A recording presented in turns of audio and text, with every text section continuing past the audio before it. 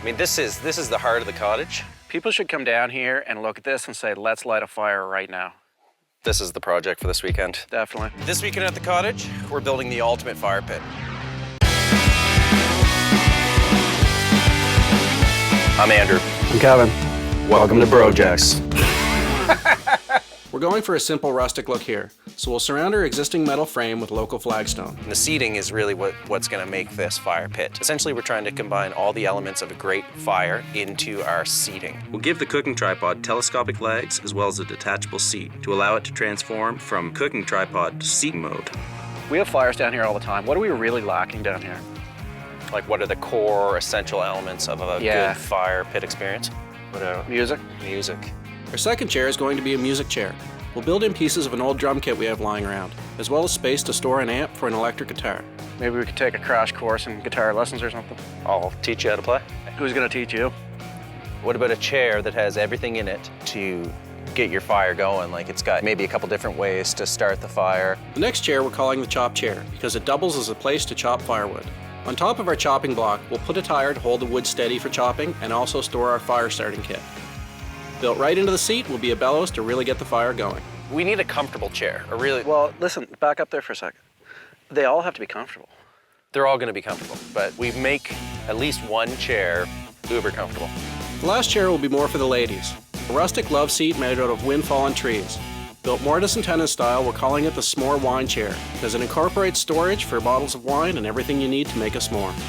Kevin's never even had a s'more, if you can believe it. All four chairs will come together around the fire to make the ultimate fire pit experience. I'm working on the chop chair. Walker's working on the tripod chair. Kevin's kind of inside, sleeping.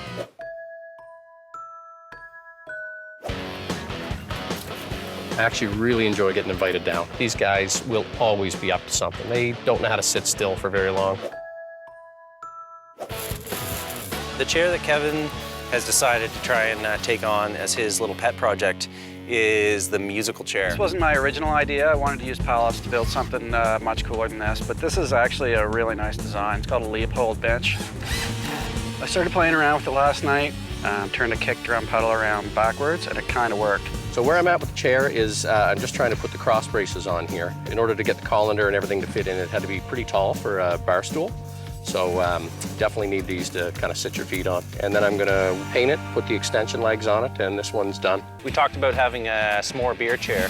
What we did was cut out the little dowel parts, shaved them down until they were fairly smooth, and then doweled some holes in the birch, kind of like a mortise and tenon. Once the glue sets, I think this thing's gonna be fairly solid.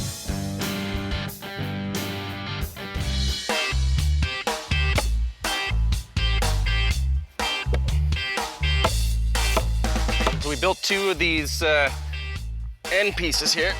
So this is going to be the frame for the campfire love seat.